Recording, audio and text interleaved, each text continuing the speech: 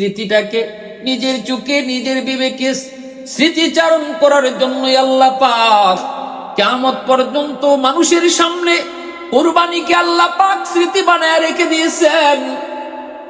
এই গরু কুরবানি, পশু কুরবানি, ইব্রাহিম খলিলের সেই কুরবানির স্মৃতিচারণ আর তো কিছু নয়। আল্লাহর কাছে ইব্রাহিম খলিলের কুরবানি এত পছন্দ হয়েছে, আল্লাহর কাছে তার বন্ধুর কুরবানি এত পছন্দ, যার কারণে সেই স্মৃতি আল্লাহ কিয়ামত পর্যন্ত দুনিয়া জারি রাখছে। আল্লাহর কাছে এত মায়া, আল্লাহর কাছে ইব্রাহিম এতটাই পছন্দ, এতটাই তিনি সফল হয়েছেন পরীক্ষায়, যেই স্মৃতিটাকে আল্লাহ কিয়ামত পর্যন্ত জারি রেখেছে। ভাইরা বন্ধুরা, 13 বৎসর পর আল্লাহর পক্ষ থেকে খলিল তিনি অনুমতি পেলেন, হে দোস্ত এবার যাও সন্তানকে আর সন্তানের মা। কিন্তু না, আল্লাহর খলিল বুকের সাথে বুক, গলার সাথে গলা মিলায় তিনি কানে কানে বলতেছেন, বাবা ইসমাইল, বাবা ইসমাইল। ক্বালা ইয়া বুনাইয়া ইন্নী আরা ফিল মানামি আন্নী আযবাহুকা ফানজুর মাযা তারা। সন্তানকে বুকে নিয়ে তিনি জোরে কথা বলবেন, কিন্তু না, তিনি কানে কানে বলতেছেন, বাবা ইসমাইল, আমি স্বপ্নে দেখেছি তোমাকে আমি কুরবানি করি। বাবা বলো এই ব্যাপারে তোমার মত কি? এ ভাই একটু খেয়াল করেন, একটু নিজের মধ্যে চিন্তা করেন। 13 বৎসর পর সন্তানকে বুকে জড়ায় নিয়ে বাবা বুঝি কুরবানির কথা শোনায়, সন্তানকে জবাই করার স্বপ্নের কথা শোনায়। আমাদের জমানায় যদি এমন হইতো, একটু চিন্তা করেন, ছেলেও কইতো আমিও স্বপ্নে দেখছি তোমারে কুরবানি করি। কিন্তু কেমন ছেলে, কেমন বাবা। ইসমাইল কই, ক্বালা ইয়া আবাতি ফাল মা তুমার সাতাজিদুনি ইনশাআল্লাহ ইনশাআল্লাহু মিনাস সাবিরিন।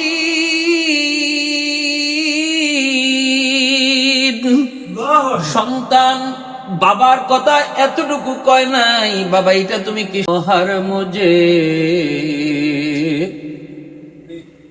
গুম্বদে খতরা দেখা দো রওজায়ে আতহার মুঝে দরমিয়ানে কবর মিম্বর गिरगिराने दो मुझे दरमियाने कब्र मिंबर गिरगिराने दो मुझे। قال يا أبت افعل ما تؤمر ستجدني إن شاء الله ইনশাআল্লাহু মিনাস সাবিরিন।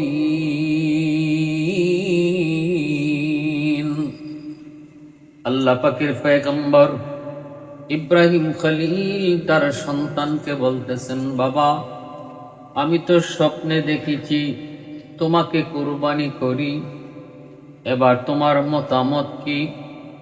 খলিল তার সন্তানের মতামত জানতে চান নাই, তিনি তো মূলত তার অভিব্যক্তিটা বুঝতে চেয়েছেন। কি জাতের পরীক্ষা শুরু হয়েছে, কঠিন কঠিন পরীক্ষার সম্মুখীন হয়েছেন আল্লাহর খলিল ইব্রাহিম। একটা দুইটা নয়, একাধিক পরীক্ষার সম্মুখীন হয়েছেন। আল্লাহর খলিল বৃদ্ধ বয়সে সন্তান পেলেন, তারপরেই আল্লাহ পাক কয়, ইব্রাহিম সন্তান পেয়েছো বৃদ্ধ বয়সে, এখন তো উপরের দিকে কম তাকাও, সন্তানের ইসমাইলের দিকে বেশি তাকাও। মহব্বত কি আমার চেয়ে ইসমাইলের বেশি, না গো মালিক তোমার মহব্বত বেশি? আল্লাহকে পরীক্ষা দিতে চাও? হ মালিক, পরীক্ষা দিতে চাই। আল্লাহ পাক কয়, তাহলে বনবাস দিয়ে দাও, সন্তান এবং তার মাকে বনবাস দিয়ে দাও। খলিল এমনি এমনি আল্লাহর খলিল হন নাই, আল্লাহ এমনি এমনিতেই তার বন্ধু ঘোষণা করে নাই। একাধিক পরীক্ষার মাধ্যমে সবগুলি পরীক্ষায় তিনি উত্তীর্ণ হয়েছেন। আল্লাহ ফলাফল হিসাবে খলিল উপাধি দিয়েছেন। এবার আল্লাহ পাক কয়, ঠিক আছে বন্ধু, পরীক্ষা শুরু হয়ে গেল। জিব্রাইলে আমিন বোরাকের পিঠে উঠাইলেন মা হাজেরা আর সন্তান ইসমাইল, 3 মাসের সন্তান ইসমাইলকে সাথে নিয়া ইব্রাহিম খলিল জিব্রাইল মারফতে রওনা দিলেন। ও ভাই জিব্রাইল, কোথায় দিকে যাচ্ছি, কোন দিকে যাচ্ছি? জিব্রাইল কয়, নবী গো, আমি নিজেও জানি না, আমি নিজেও জানি না কোথায় রওনা দিচ্ছি, কোন দিকে যাচ্ছি। শত শত নয় রে যুবক, হাজারো হাজারো মাইল পাড়ি দিয়া সিরিয়ার জমিন থেকে মক্কার মরুভূমি খানা কাবার পাশে আসা মাত্রই আল্লাহ পাক রব্বুল আমিন জিব্রাইল আমিনকে বলেন, জিব্রাইল, এখানেই আমার বন্ধুর পরিবারকে রেখে দাও। জিব্রাইল আমিন তিনি ইশারা দিলেন। আল্লাহর খলিল সন্তান আর তার মাকে সেই আজ যেখানে আল্লাহর ঘর খানায় কাবা, এই খানা কাবার পাশে রেখে সন্তান আর মাকে রেখে বাবা তিনি চলে যাচ্ছেন। এ তো সেই বাবা, যেই বাবা 90 বছর বয়সে, বৃদ্ধ বয়সে আল্লাহর কাছে কান্নাকাটি করে যিনি সন্তান পেলেন, সেই মায়ার সন্তানকে আল্লাহর মহব্বত বেশি প্রমাণ করার জন্য সন্তান আর মা দুজনকে তিনি মক্কার এই মরুভূমি খানায় কাবার এই জায়গায়, যখন খানায় কাবা তখন সেখানে ছিল না, মানুষজনও সেখানে ছিল না, মক্কা নামের কোনো বসতিও সেখানে ছিল না, মানুষজনের কোনো আবাস ভূমি ছিল না, না না গাছপালা তরুলতা কোনো কিছুই ছিল না, পানির কোনো গন্ধ ছিল না, চতুর্দিকে শুধু ধুধু মরুভূমি। সেই জায়গায় তিনি সন্তানকে রেখে চলে আসতেছেন। আর হাজরা আলাইহিস সালাম চোখের পানিটা ছেড়ে শুধু বলছিলেন, স্বামী গো, একটু কোন অপরাধে আপনি আমাকে সাজা দিচ্ছেন? ওগো স্বামী, অন্তত একটু বলে যান কি ছিল আমার অপরাধ। ওগো স্বামী, অপরাধ যদি আমার হয় আমি অপরাধ মেনে নিতে রাজি, 1000 বার মেনে নিতে রাজি, কিন্তু এই দুধের শিশু তার কি অপরাধ? এই দুধের বাচ্চাটার কি অপরাধ গো স্বামী? একটু তাকায় দেখেন, মায়া কি হয় না? একটু কি মায়া লাগে না? এই দুধের অবুঝ বাচ্চাটার কেন শাস্তি পাবে? সে তো আর কোনো অন্যায় করে নাই। আল্লাহর খলিল মুখে আঙ্গুল রেখে চোখের পানি ঝরায় ঝরায় শুধু এতটুকু বলেছিলেন, সব কিছু ফয়সালা উপর থেকে হয়েছে, আমার নিজের কোনো সিদ্ধান্ত নাই, যা কিছু হয়েছে সব আদেশ হলো উপর থেকে। হাজেরা আলাইহিস সালাম তখনই বলেন, স্বামী গো, এটা যদি আমার আল্লাহর সিদ্ধান্ত হয়, এই সিদ্ধান্ত যদি আমার মালিকের সিদ্ধান্ত হয়, তাহলে আমার কোনো কষ্ট নাই, কোনো আপত্তি নাই, মনে কোনো দুঃখ নাই। আল্লাহ পাকের সকল সিদ্ধান্তকে আমি মাথা পেতে নিলাম। বাইরা বন্ধুরা, কেমন একটু চিন্তা করে দেখেন, আল্লাহ পাক রব্বুল আলামিন এমনি এমনি কোন নাই, ফালাম্মা আসলামা ওয়া তাল্লাহু লিল জাবিন। মুসলমান কাকে বলে? আমরা তো নামে মুসলমান। মুসলমানের শব্দের অর্থই হলো আল্লাহর সামনে নিজেকে সারেন্ডার করা, আল্লাহর সামনে নিজের অস্তিত্বকে বিলীন করে দেওয়া। আমি বলতে কিছু নেই, আমার মতে মত নয়, আমার পথে পথ নয়, আমার কথা কথা নয়, আল্লাহর কথাই কথা, আল্লাহর মতেই মত, আল্লাহর পথেই পথ। এর নাম হলো মুসলমানি। এজন্য আল্লাহ কয়, এরা মুসলমান হইছে। আল্লাহ শব্দটা কি সুন্দর ব্যবহার করেছে, ইব্রাহিম ইসমাইল তারা মুসলমান হয়েছে, এ কথাটা আল্লাহ বলছে। আমরাও মুসলমান, আমরাও মুসলমান। কোরবানি আইলে গরু খাওয়ার মুসলমান। এই কোরবানি কি গরু খাওয়ার জন্য, শুধু গরু গোশত খাওয়ার জন্য? খাঁটি মুসলমান হওয়ার জন্য। খাঁটি মুসলমানই কাকে বলে? খাঁটি মুসলমানই বলে আল্লাহর হুকুমের সামনে নিজের মাথাকে নোয়ায়ে দেওয়া, আল্লাহর মহব্বতের সামনে দুনিয়ার সকল মহব্বতকে কোরবানি দেওয়া, আল্লাহর ভালোবাসার সামনে আমার অন্তরের ভিতরে যে হিংসা আছে, নিন্দা আছে, পরশ্রীকাতরতা আছে, লোভ রয়েছে, গুনার প্রতি আগ্রহ রয়েছে, এই সকল এই অন্যায়ের পশুটাকে জবাই করার নাম হলো কোরবানি। বাহ্যিক এই একটা ৬০-৭০ হাজার লক্ষ টাকার একটা গরু জবাই করার নাম কোরবানি নয়। কোরবানি হলো মনের পশুকে জবাই করার নাম হলো কোরবানি, যেটা ইব্রাহিম আলাইহিস সালাম দিয়েছিলেন। ইব্রাহিম আলাইহিস সালাম পরীক্ষা দিয়েছেন কি? মনের পরীক্ষা দিয়েছেন, মনের কোরবানি করেছেন। প্রকৃত পরীক্ষাটা আল্লাহ নেন কোরবানিতে। কার মনের কোরবানি হইতেছে, কার নফসের কোরবানি হইতেছে, এই জিনিসটাই আল্লাহ শুধু দেখেন। আল্লাহ পাক পরিষ্কারই কথাটা এমনি বলেছেন, লা ইয়ানালাল্লাহু লুহুমুহা ওয়ালা দিমাউহা ওয়ালাকিন ইয়ানালুহু তাকওয়া মিনকুম। আমার ভাইয়েরা, বন্ধুরা, যুবক, এবার শুনুন, একটু মন দিয়ে শুনুন। যেই মাত্র ইব্রাহিম খলিল সন্তান আর স্ত্রীকে সেই মক্কার মরুভূমিতে রেখে তিনি আবার চলে আসতেছেন,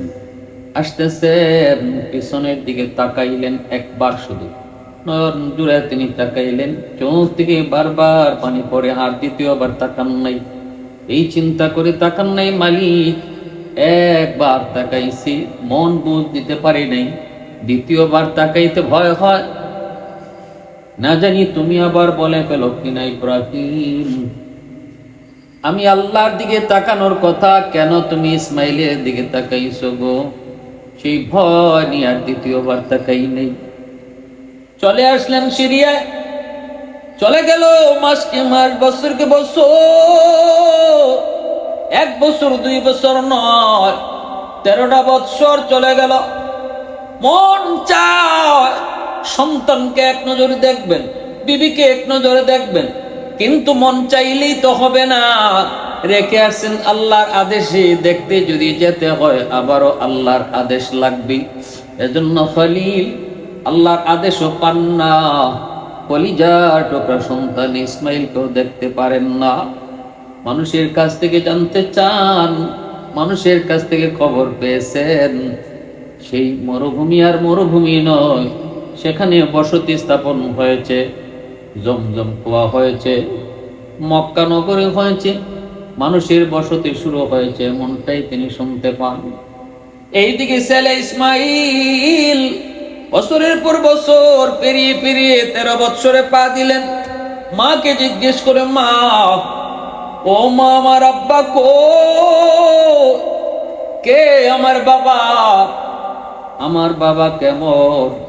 মা সন্তানকে বলতেন, বাবা, তোমার বাবা তো সাধারণ কোনো বাবা নন, সাধারণ কোনো মানুষ নন, তিনি তোমার বাবা শুধু নন, তিনি আল্লাহর খলিল, আল্লাহর বহুত বড় পয়গম্বর। তোমার আব্বার নাম হলো ইব্রাহিম খলিল। বাবা, মা গো, আমার আব্বুর চেহারা কেমন? আব্বুর পোশাক আশাক কেমন? আব্বু দেখতে কেমন?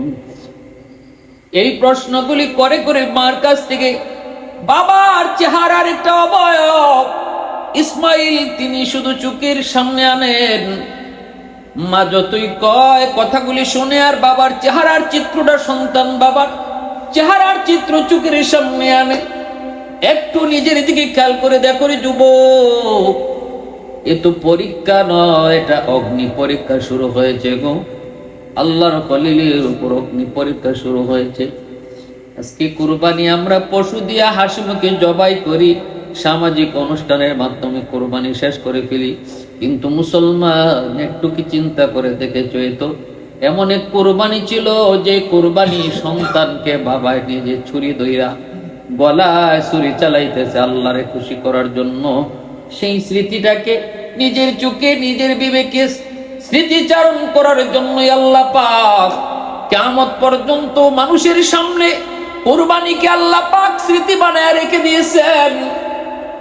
এই গরু কুরবানি, পশু কুরবানি, ইব্রাহিম খলিলের সেই কুরবানি স্মৃতিচারণ আর তো কিছু নয়। আল্লাহর কাছে ইব্রাহিম খলিলের কুরবানি এত পছন্দ হয়েছে, আল্লাহর কাছে তার বন্ধুর কুরবানি এত পছন্দ, যার কারণে সেই স্মৃতি আল্লাহ কিয়ামত পর্যন্ত দুনিয়া জারি রাখছে। আল্লাহর কাছে এত মায়া, আল্লাহর কাছে ইব্রাহিম এতটাই পছন্দ, এতটাই তিনি সফল হয়েছেন পরীক্ষায়, যেই স্মৃতিটাকে আল্লাহ কিয়ামত পর্যন্ত জারি রেখেছে।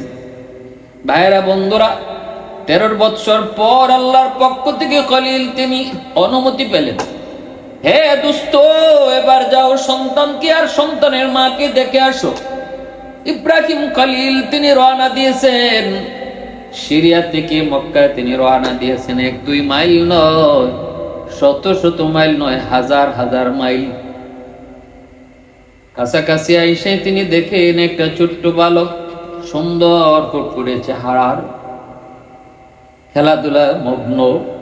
ইব্রাহিম খলিল তিনি তো আর দেখেই চিনতে পারবেন না, কারণ সন্তানকে যখন রেখে গিয়েছেন তখন তার বয়স ছিল মাত্র 3 মাস। এখন সন্তানের বয়স হলো 13 বছর।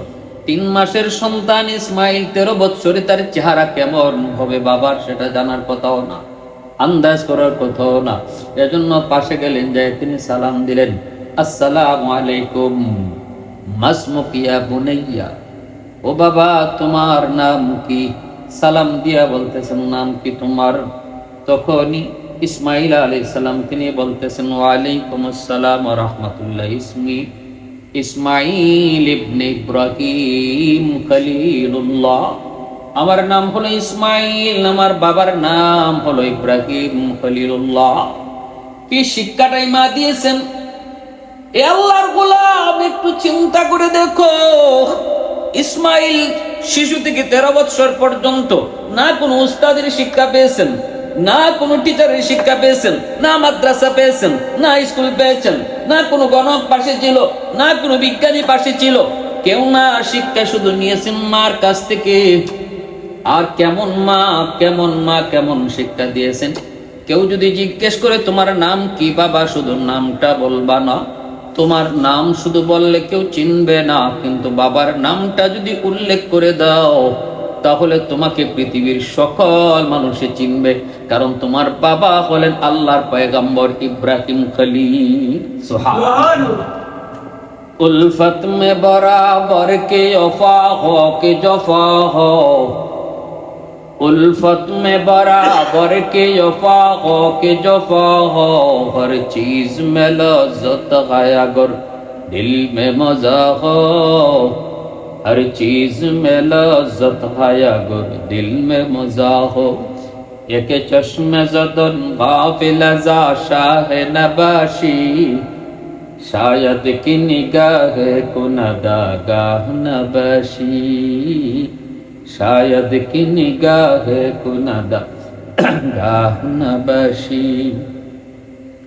ভাইরা বন্ধুদের জন্য বলতেছি, সন্তানকে পাইলেন, বুকে জড়ায় নিলেন। সংক্ষেপে বলি, বুকে জড়ায় নিয়ে তিনি চোখের পানি জড়ায় বলতেছে, বাবা বুকে আয়, আনা ইব্রাহিম খলিলুল্লাহ, আমি আল্লাহর খলিল ইব্রাহিম, আমি তোমার আব্বা। সন্তানকে বুকে জড়ে নিলেন। বাপ বেটার দেখা হলো 13 বছর পর। সন্তানের চোখ দিয়ে পানি পড়ে, সন্তানও বাবাকে জড়ায় ধরা কান্দে, আর আল্লাহ তুমি যে আমার আব্বারে তুমি দেখাইছো গো। সন্তানও বাবাও, আল্লাহ তুমি যে আমার সন্তানের সঙ্গে আমার সাক্ষাৎ করাইছো। এত বছর পর সন্তান আর বাবার ছেলের ভিতরে কত মায়া, কত মহব্বত, কুলাকুলি হলো, আর হৃদয় বিদারক দৃশ্য। মা তাকা দেখেন আর চোখ দিয়ে পানি জড়ে। এই সময়টাতে করণীয় কি ছিল? আমাদের বিবেকে বলে, সন্তানকে বুকে নিয়ে বাবা জড়ায় কত গল্প শোনাবে, কত কিচ্ছা শোনাবে, কত দুঃখের কথা, কত সুখের কথাগুলা সন্তানকে বাবায় শোনাবে। এটাই তো হলো যুক্তি। পাশে বুকে নিয়ে ঘুম পাড়াবে। এত বছর পর সন্তানের সাথে বাবার দেখা, কিন্তু না, আল্লাহর খলিল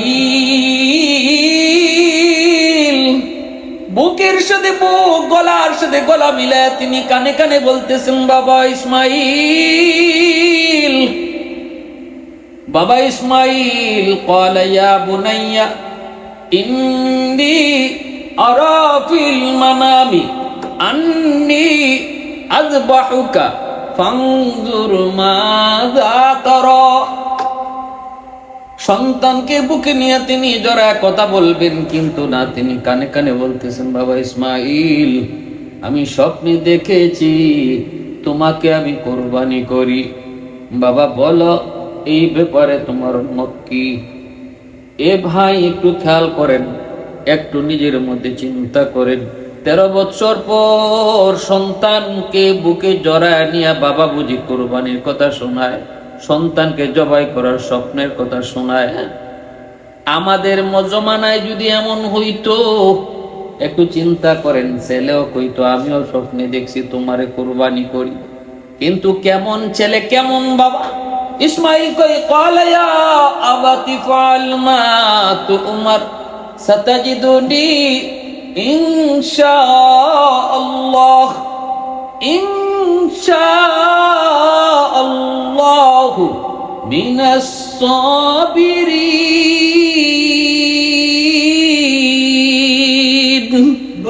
সন্তান বাবার কথা এতটুকু কয় নাই, বাবা এটা তুমি কি শুনাইলা? এতদিন পরে আমার পাইছো, এতদিন পরে আমার সাথে তোমার দেখা, কি কও বাবা তুমি আমারে কোরবানি করবা? এটা কেমন কথা? এমন কথা তিনি বলেন নাই। তিনি বলছেন, বাবা গো, আপনি আল্লাহর পয়গম্বর, নবীরা স্বপ্নে যা দেখে সেটা সত্য হয়, নবীদের স্বপ্ন সেটা ওয়াহী। অতএব আপনি এটা আল্লাহর পক্ষ থেকে আদেশ পাইছেন, আপনি আল্লাহর আদেশ পূরণ করেন। আমাকে আপনি অধৈর্য পাবেন না গো বাবা, আপনি আমার ধৈর্যশীলদের অন্তর্ভুক্ত পাবেন। আমি না করব না, বাধা দিব না, সন্তুষ্ট চিত্তে ধৈর্যের সাথে আমি আপনার আদেশ পালনে সহযোগিতা করব। কেমন বাবা কেমন সন্তান, কেমন বাবা কেমন সন্তান। ভাইরা বন্ধুরা, সন্তান ইব্রাহিম আলাইহিস সালাম সন্তানকে এই কথা কয়, সন্তান এইভাবে জবাব দেয়। এইদিকে ইবলিসের শরীরে আগুন ধরে গেল, শয়তানের শরীরে আগুন লেগে গেল। শয়তান দৌড়ে গিয়া কয়, ও হাজেরা, সন্তান তোমার নিয়ে যাইতেছি ইব্রাহিম মালিকের দাওয়াত খাইতে, দাওয়াত খাইতে নিয়ে যাইতেছে। দাওয়াত খাইতে কেউ কি আবার ছুরি নিয়ে যায়, দাওয়াত খাইতে কেউ কি আবার রশি নিয়ে যায়। আরে দাওয়াত টাওয়াত কিছুই নয়, তোমার সন্তান ইসমাইলকে জবাই করার জন্য নিয়ে যায়। হাজেরায় কয়, কও কি তুমি? বাবা কোনোদিন সন্তান জবাই করে নাকি? এটা অসম্ভব। এমন কথা আমারে খামোকা কইও না, অযথা এমন মিথ্যা কথা কইও না। ইবলিস মনে মনে কয়, তো সাধারণ কোনো বান্দি না, তারে বোঝানোই যাবে না, বুঝাইতে গেলে তারে হকিকত হওয়া লাগবে।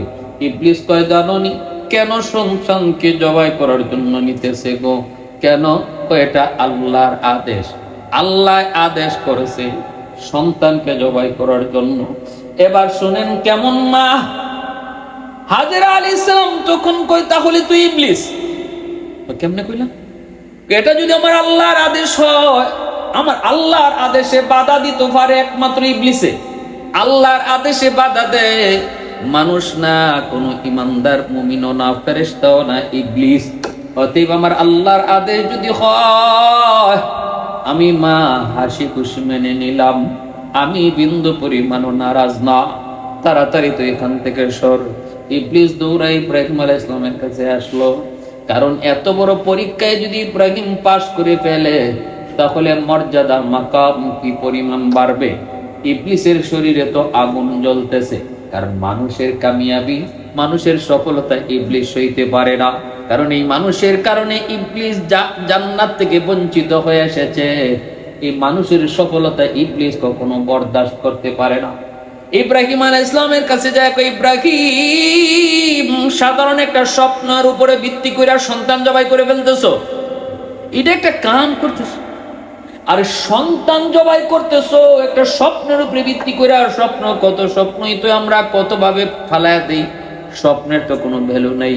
কিন্তু ইব্রাহিম আলাইহিস সালাম কয়, তুই তো ইবলিস, নিশ্চিত তুই ইবলিস। কারণ নবীগণের স্বপ্ন স্বপ্ন না, এটা আল্লাহর পক্ষ থেকে ওহী। অতএব এটা আমার জন্য সাধারণ কোনো স্বপ্ন না, আল্লাহর পক্ষ থেকে আদেশ। দৌড়ে গেছে ইসমাইলের কাছে, ইসমাইল তোমার বাবা ইব্রাহিম তোমারে দাওয়াত খাইতে লইয়া যায় না গো, তোমারে কিন্তু জবাই করার জন্য নিতেছে, তাড়াতাড়ি সময় আছে, এখনো তুমি সময় আছে, ভাগো। সাথে সাথে ইব্রাহিম আলাইহিস সালাম কই বাবা রে, এমন কথা যে কয় মানুষ না, এরে পাথর মার। ইসমাইল আলাইহিস সালাম 3 জায়গায় পাথর মারলেন। আল্লাহ পাক রব্বুল আলামিন কয়, ও দুনিয়ার হাজিরা, যারা তোমরা হজে আসবা, আমার ছোট্ট ইসমাইল ইবলিসকে যে 3 জায়গায় পাথর মেরেছিল, ওই পাথর মারার দৃশ্য আমি আল্লাহর কাছে এত ভালো লাগছে, এত পছন্দ, কিয়ামত পর্যন্ত আমি ওই সিনারিটারে দুনিয়ার সমস্ত মানুষের জন্য আমি নজির বানায় রাখলাম, স্মৃতি বানায় রাখলাম। ইসমাইল যেখানে পাথর মারছে, তোমরাও সেখানে আইসা শয়তানরে পাথর মারবা। যদি পাথর না মারো আমার ইসমাইলের মতো, তাহলে তোমাদের হজটা আমি কবুল করব না গো। আল্লাহ পাক রব্বুল আলামিনের কাছে এত মায়ার, এত ভালো লাগছে। ভাইরা বন্ধুরা, সেই জায়গায়, চিহ্নিত জায়গায় নিয়ে গেলেন। আজও মিনার ময়দানের ওই পাথর এখনো সৌদি সরকার এভাবে ইসারা স্মৃতি বানায় রাখছে। সেখানে নিয়ে ইব্রাহিম আলাইহিস সালাম বলতেছে, বাবা ইসমাইল এখন তাহলে রেডি হও। বলে, হ বাবা আমি রেডি। বাবা গো, ও বাবা, 3টা ওসিয়ত করি, মরার আগে তুমি আমার 3টা ওসিয়ত পালন কইরো গো। 1 নাম্বার হলো তোমার চোখটা কাপড় দিয়ে বেঁধে নাও। বাবা তোমার চোখটা যদি খোলা থাকে, আমি সন্তান ইসমাইল বড় মায়ার, বড় আদরের, এই সন্তানের চেহারা দেখলে তোমার ছুরি চালাইতে কষ্ট হবে, এজন্য নিজের চোখটা তুমি কাপড় দিয়ে বেঁধে নিও। 2 নাম্বার ওসিয়ত গো বাবা, আমার হাত পাগুলা তুমি রশি দিয়ে বেঁধে দিও, কারণ আমি দেখেছি কোন ছোট প্রাণী জবাই করার পর এমন নড়াচড়া করে, এমন লাফালাফি করে, আমার জানটা যাওয়ার সময় আমার হাত পা নড়াচড়া করবে। যদি আল্লাহ না করুক তোমার গায়ে আমার পা লেগে যায়, তাহলে তুমি তো আল্লাহর পয়গম্বর বাবা, আমার বেয়াদবি হবে, আল্লাহ নারাজ হবে। এজন্য আমার হাত পা গুলি রশি দিয়ে বেঁধে নি। এ দুনিয়ার মানুষ একটু খেয়াল করো, আসমান, শুধু আসমান নয়, আসমানের ফেরেশতারা থমকে গেল, জমিনের সমস্ত মাখলুক গুলা খানা বন্ধ করে দিল, বাতাসের জায়গায় আটকে গেল, সমস্ত কায়নাত যেন থমকে গেল। ফেরেশতারা কয়, মালিক আর লাগবে না গো, আল্লাহ পরীক্ষা নেওয়া লাগবে না, আমাদের বুঝ হয়ে গেছে তোমার ইব্রাহিম দুনিয়ার সব কিছুর চেয়ে তোমাকে বেশি ভালোবাসে। আল্লাহ কয়, না, পরীক্ষা শেষ পর্যন্ত চলবে, তোমরা শুধু দেখতে থাকো, লাস্ট ফিনিশিং পর্যন্ত পরীক্ষা চলবে। ইব্রাহিম খলিল ইসমাইলের কথা মতো 2য় শর্তটাও মানলেন। 3 নাম্বার ওসিয়ত তিনি করলেন, বাবা গো, আমার রক্তমাখা জামা, আমার রক্তমাখা কাপড় গুলা আমার মার কাছে আপনি নিয়ে পৌঁছে দিয়ে, কারণ জন্মের পরে আমি আপনারে দেখি নাই, আপনারে পাই না। জন্মের পর থেকে আজকে 13টা বছর আমি মাকে দেখেছি, মার আদর সোহাগ পেয়েছি, মার ভালোবাসা, মার শিক্ষাও পেয়েছি। এজন্যই ভাষা শিখবে মার কাছ থেকে, যার কারণে মা সন্তানকে ভাষা শেখায়, আদর্শ শেখায়, আখলাক শেখায়। এজন্যই মাতৃভাষা নাম হইছে, মাতৃভূমি নাম হইছে। মার কাছ থেকে সন্তান সবার আগে আদর্শ শিখে। ভাষাটা বাবার ভাষা, এই কথা কেউ কয়নি, না কয় না। মাতৃভূমি কয়, বাবার ভূমি কয় নি, কয় না, কয় না। তাহলে ভূমিও মার সাথে জড়িত, ভাষাও মার সাথে জড়িত। এর অর্থই হলো সন্তান তার জীবনে প্রথম শিক্ষাটাই মার কাছ থেকে লাভ করে। মা যদি শিক্ষিত হয়, মা যদি দিনদার হয়, মা যদি আল্লাহওয়ালি হয়, তাহলে সন্তান দিন শিখে দিনদার হয়। মার আসরটা সন্তানের উপরে বেশি পড়ে। ইব্রাহিম খলিল সন্তানের কথা মতোই নিজের চোখটা তিনি বাঁধলেন। এরপরে ইসমাইলকে শুয়ায়া তিনি ছুরি চালায় দিলেন। আল্লাহ পাক রব্বুল আলামিন দেখতেছে। রব্বুল আলামিন তখনই ডাক দিয়ে কয়, রে ছুরি, আমার ইব্রাহিমের তোরে কয় ছুরি ইসমাইলের গলা কাটার জন্য, কিন্তু আমি আল্লাহ তোরে নিষেধ করি, আমার ইসমাইলের একটা পশম পর্যন্ত কাটবি না। এত ধারালো ছুরি ইসমাইলের গলায় চালান, কিন্তু ছুরি কাটে না। আল্লাহর খলিল চিন্তায় পড়ে গেলেন, চোখ তো বাঁধা। নিচ থেকে ইসমাইল বলতেছে, বাবা গো, ও বাবা, মনে হয় ছুরিটার ধার কম, একটু ভালো করে ধার দিয়া নেন। ইব্রাহিম খলিল গুসায় তিনি ছুরিটা ফিকা বালাইছেন, কিন্তু ছুরিতে এমন ধার, এত ধার ছিল, ধারের কারণে পাথরটা দ্বিখণ্ডিত হয়ে গেছে। এত ধার, ধারে পাথর দ্বিখণ্ডিত হয়ে গেছে। সাথে সাথে তিনি ছুরিটা আবার হাতে উঠাইলেন, ডাক দিয়া বলতেছেন, তোর কি হয়েছে? তুই পাথর দ্বিখণ্ডিত করে ফেললি, কিন্তু আমার ইসমাইলে গলা কাটস না কেন? সাথে সাথে ছুরি কয়, মালিক, তোমার খলিল আমাকে প্রশ্ন করেছে, জবাব দিতে চাই, জবান দাও। সাথে সাথে আল্লাহ ছুরির জবান খুলে দিলেন। সুবহানাল্লাহ। ছুরি ডাক দেয়া কয়, ও আল্লাহর খলিল, আপনি আমারে আদেশ করেন একবার কাটার জন্য, আর আমার মালিক আমারে নিষেধ করে 70 বার ইসমাইলের গলা যেন আমি না কাটি। অতএব আমি কি করে কাটব, কি করে আমি কাটব? ইব্রাহিম খলিল বুঝে গেলেন। এরপরও তিনি আবার চাপাচাপি শুরু করলেন।